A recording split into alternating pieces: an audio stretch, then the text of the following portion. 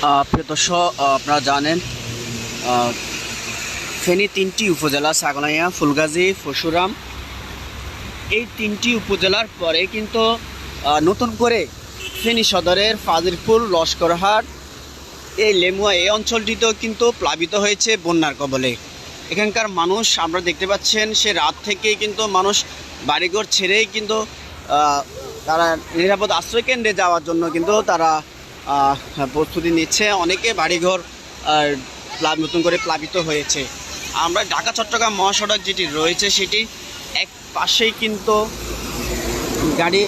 গাড়ি চলার অবস্থা বন্ধ হয়ে যাচ্ছে। হয়তো বা আজকে মধ্যে চট্টগ্রাম যে মহাসড়কটি রয়েছে এটি কিন্তু গাড়ি বন্ধ হয়ে কিন্তু চলাচলের অবস্থা বন্ধ হয়ে যাওয়ার উপযোগী হয়ে পড়েছে। হয়তো বা ঢাকা চট্টগ্রাম যোগাযোগ বিচ্ছিন্ন হওয়ার সম্ভাবনা রয়েছে। এবার বৃষ্টি যদি বন্ধ না হয়, ইন্ডিয়ার যে উজানে যে পানিগুলো রয়েছে সেই পানিগুলো যদি না হয়, তাহলে ফেনীর যে বাকি উপজেলাগুলো রয়েছে সেই উপজেলাগুলো কিন্তু হুমকির সম্মুখীন রয়েছে। আমি যদি এই দিকে দেখাতে চাই, তাহলে এই ফাজিলপুর ফাজিলপুর ইউনিয়ন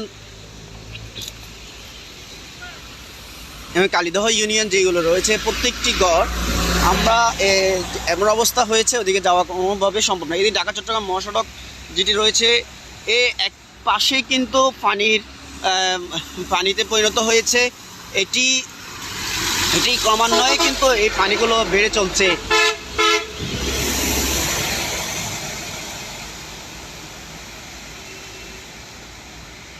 প্রিয় দর্শক, এখানকার মানুষগুলো যেটি বলছে যে ছাগলাইয়া, ফুলগাজী, পরশুরাম যেরকম মানুষ আটকা পড়েছে, ঠিক তেমনই কিন্তু এই অঞ্চলটাতে কিন্তু মানুষ পানিবন্দী হয়ে পড়েছে।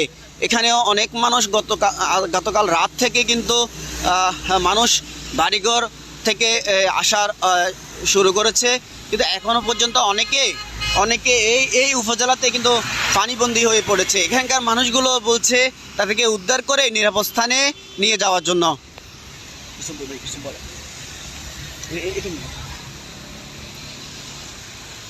এদিকে কি অবস্থা? এই জায়গার যে মানুষগুলো, তারা রাত্রে থেকে কি সরে যেতে পারছে কিনা বা এখানে আসছে কিনা? এখনো অনেকে আছে, কিন্তু ভোর রাত্রে অনেকে নিয়ে আসা হয়েছে। অনেক মহিলাদেরকে, যুবকরা, ছাত্ররা উদ্ধার করেছে।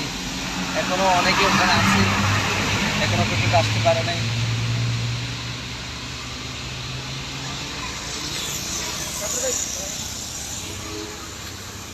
আমরা দেখছি এদিকে রাস্তা দুই পাশে মানুষ আর মানুষ। তারা শুধুমাত্র তাদের গায়ে পরানো যে কাপড়গুলো রয়েছে এগুলো নিয়ে সরে আসতে সক্ষম হয়েছে। আমরা যদি পানির স্রোত দেখাতে চাই, তাহলে এই অংশে কিন্তু ব্যাপক পানির স্রোত।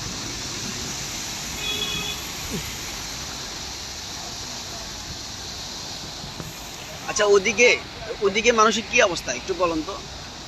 আমরা এখানে যে মানুষ, আমরা রাস্তার দুই পাশে দেখছি অনেক মানুষ, ওই দিকের মানুষ এতটুকু পানি, মানুষের একতলা পর্যন্ত হয়ে গেছে পানিগুলো। মানুষ থাকার কোনো ব্যবস্থা নেই। এই জন্য এখানে মাদ্রাসার মধ্যে বড় হুজুরে থাকার আশ্রয় দিছে। মানুষ হাঁটারও কোনো ব্যবস্থা নেই। কেলা গাছ দিয়ে বেকু বানিয়ে কেলা গাছের মাধ্যমে আসতেছে মানুষ ওইখান থেকে।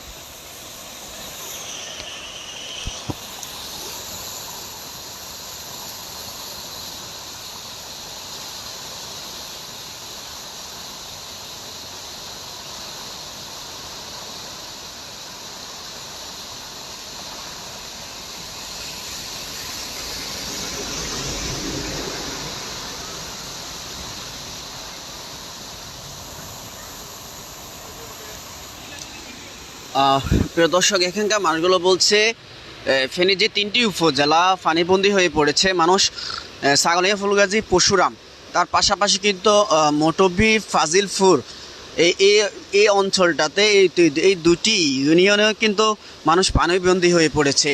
এখানকার মানুষগুলো বলছে এদিকে নজর দিয়ে এই মানুষগুলোকে উদ্ধার করার জন্য।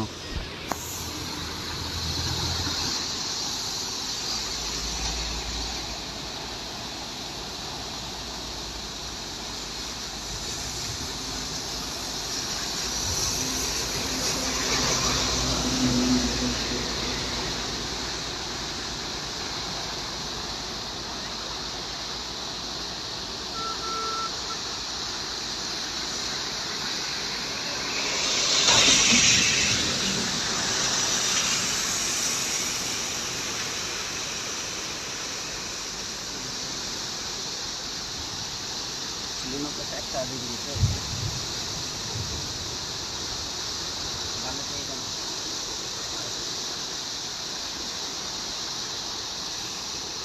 এখানে সিলোনিয়া যে মাদ্রাসাটি রয়েছে এখানে এখানে অনেকগুলো মানুষকে কিন্তু আশ্রয় দিয়েছে গতকাল রাত থেকে।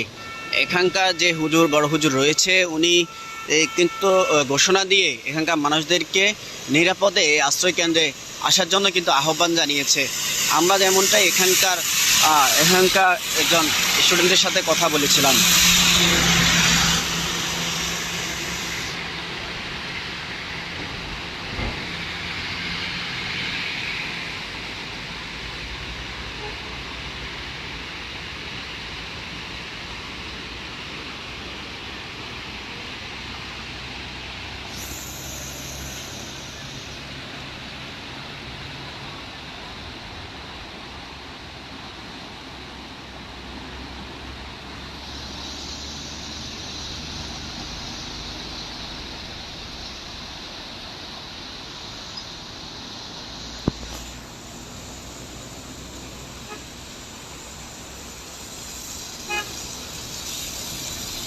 আপনাদের ঘর কি ডুবে গেছে একদম?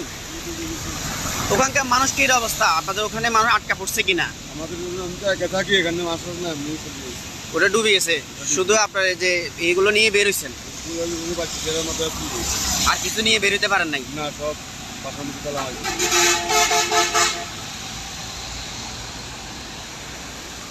দর্শক শুধু আমরা দেখতে পাচ্ছি একদম বিছানা, শুধু বিছানা নিজের গায়ের কাপড়গুলো নিয়ে বের হইতে পারছে।